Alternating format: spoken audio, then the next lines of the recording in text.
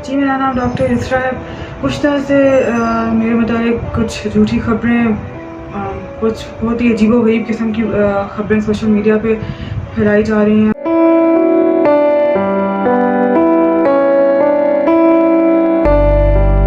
मैं वालिद हूँ डॉक्टर यसरा साकिब का, क्योंकि हम पे जो बीत रही है वो हमें ही पता है।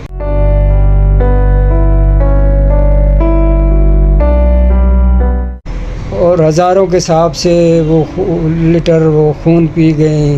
लेडी डॉक्टर साहिबा जो हैं, मैं कहती हूँ कि उनके लिए बहुत मुश्किल टाइम है actually. How you could do that? आप दुनिया का कोई ऐसा प्रोफेशन नहीं है जो आपको इस हद तक अनएथिकल होने की इजाजत दे सके। किसी भी इंसान की बेटी के लिए इस तरह की बात कर देना, आप समझते हैं कि छोटी छोटी बातें होती ना हमारे यहाँ पे बेटियों के लिए, तो आगे ससुराल और फिर पता नहीं कहाँ पहुंच।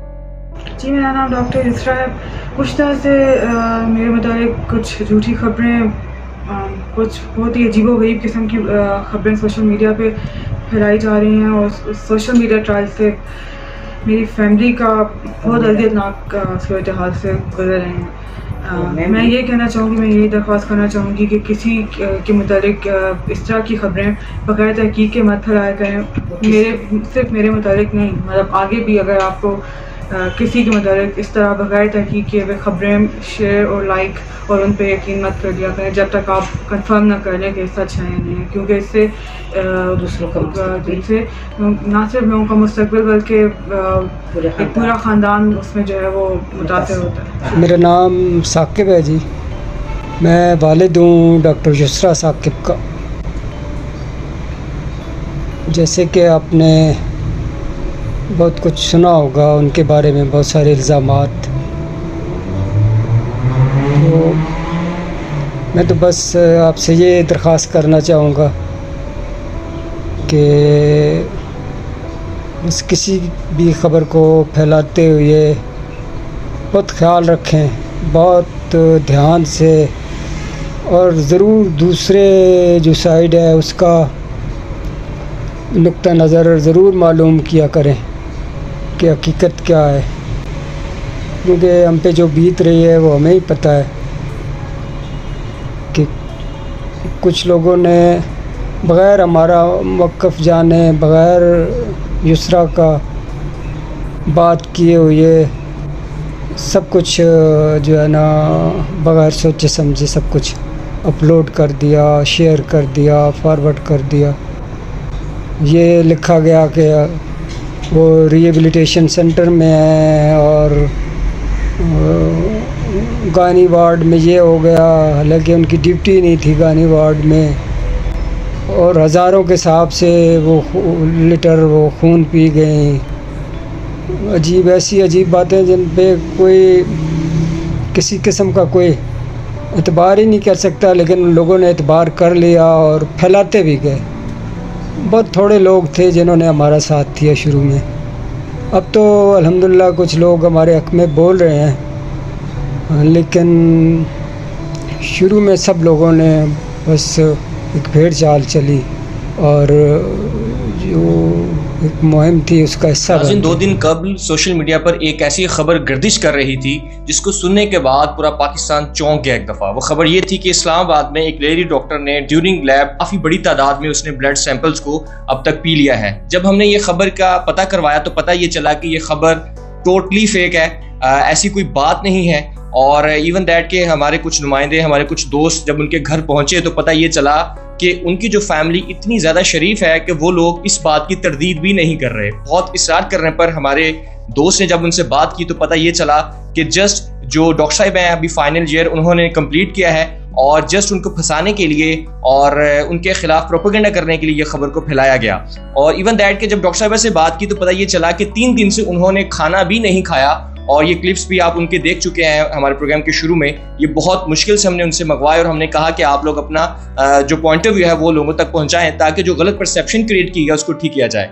इस वक्त हमारे साथ डॉक्टर ताहिरा रुबाइब साहिबा मौजूद हैं। जब हम इनके पास आए तो इन्होंने कहा कि मैं इसके ऊपर बात करना चाह रही हूँ। उसकी रीज़न ये है कि ये एक बहुत गलत चीज़ है कि डिजिटल मीडिया को हम गलत साइड पर लेकर जा रहे हैं। जहाँ इसके फ़वाइद है वहाँ पर इसके नुकसान भी बहुत ज़्यादा हैं। डॉक्टर साहब बहुत शुक्रिया आपके कीमती वक्त का। सबसे पहले क्या कहना चाहेंगी इस वाक़े के हवाले से?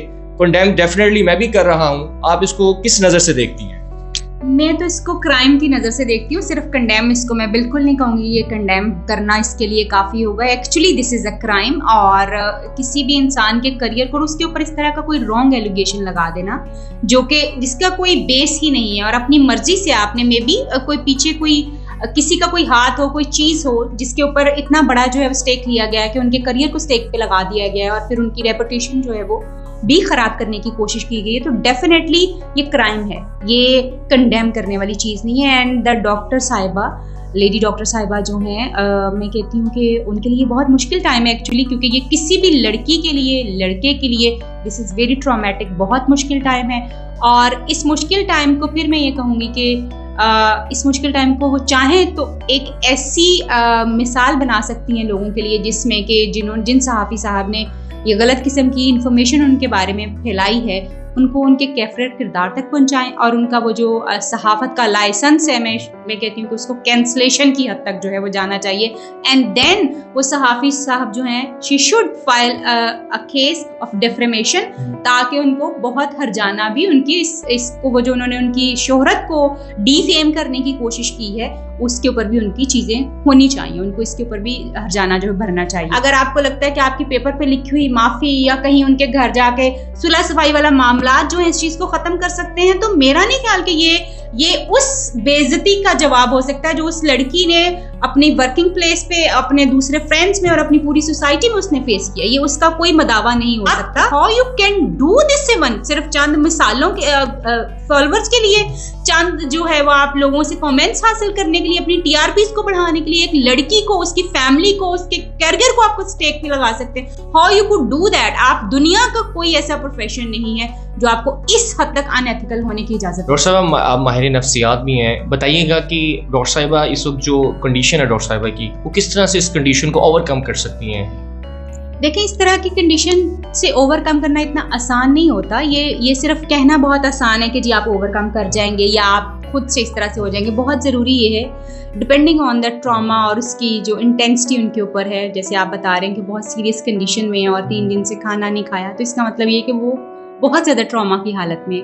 इस सूरत हाल में बहुत ज़रूरी ये है कि उनको प्रोफेशनल हेल्प जो है वो हासिल करनी चाहिए, और वो प्रोफेशनल हेल्प ना सिर्फ इसलिए हासिल करनी चाहिए कि वो ट्रॉमा से बाहर आए, उसके साथ साथ जो है वो अपने दूसरे एस्पेक्ट्स को, जैसे मैंने कहा है कि take this thing as an opportunity, और इसको एग्जाम्पल बनाए बाकी बहुत सारे लोगों के लिए। तो आप डॉक्टर साहब को स्टैंड करना चाहिए एंड उनको प्रोफेशनल हेल्प लेनी चाहिए, किसी साइकोलॉजिस्ट के पास ज़रूर जाना चाहिए, अपने प्रॉब्लम को डिस्कस करना चाहिए। फैमिली, आपने जैसे कहा, ऑलरेडी बहुत ज़्यादा सपोर्टिव है। ऑफकोर्स उस फैमिली को भी बहुत प्रोफेशनल हेल्प की जरूरत है, क्योंकि किसी भी इंसान की बेटी के लिए इस तरह की बात कर देना, आप समझते हैं कि छोटी छोटी बातें होती ना हमारे यहाँ पे बेटियों के लिए, तो आगे ससुराल और फिर पता नहीं कहाँ पहुंच, और इतनी बड़ी बात आप कर दें किसी इंसान के लिए बगैर सोचे समझे, दिस इज सो अनएथिकल। तो मैं समझती हूँ कि डॉक्टर साहिबा के लिए मेरी अपनी सर्विसेज उनके लिए हाजिर हैं। अगर if she needs my help तो आप उनको बता दीजिए, I am ready to help her, बिल्कुल free of cost, no problem at all. I stand with the family, और जहाँ तक हमारी हेल्प की ज़रूरत है वी स्टैंड विद देम। और इसको जैसे उनको करिश थोड़ी सी हासिल करके इस चीज़ को दूसरों के लिए एक लर्निंग जो है ना वो ज़रूर बनाने की कोशिश करनी चाहिए। मे बी आप उनका ये स्टेप जो है, बहुत सारे और लोग हैं, क्योंकि हम देखते हैं कि बहुत सारी गलत न्यूज़ेस आती हैं, बहुत सारे लोगों के जो हैं वो इसी तरह से उनको डीफेम करने की कोशिश की जाती है, इसी तरह से लोगों के करियर तबाह किए जाते हैं। किसी भी और लड़की के साथ, लड़के के साथ अगर इस तरह की कोई चीज़ हो तो पहले से एक सेट एग्जाम्पल होनी चाहिए कि उसका अंजाम क्या हो सकता है। Thank you so much doctor साहब, बहुत शुक्रिया। सोशल मीडिया का हरगिज़ ये मकसद नहीं है कि आप गलत खबरों को आगे फैलाएं और अनएथिकली किसी की ज़िंदगी तबाह करने की कोशिश करें। जो लोग ऐसी खबरों को देखते हैं बिना तस्दीक किए किसी भी खबर को आगे फैलाना, ये आप लोगों का भी फ़र्ज़ है। इसको फ़र्ज़ समझें। ये नहीं कि एक खबर आपने पढ़ी, चटपटी सी खबर है, उसको फ़ौरन से शेयर कर दिया, ऐसा हरगिज़ नहीं करना। हमारा मकसद यही शुरू से, पहले दिन से ये होता है कि हम जो खबरें, सही खबरें हैं वो आप तक पहुँचाएँ, ताकि बावसूख खबरें जब आप तक पहुँचे तो लोग उस पर यकीन करें और उसका जो रिज़ल्ट है वो भी पॉजिटिव निकले। इसी के साथ दीजिए इजाज़त। अल्लाह हाफ़िज़।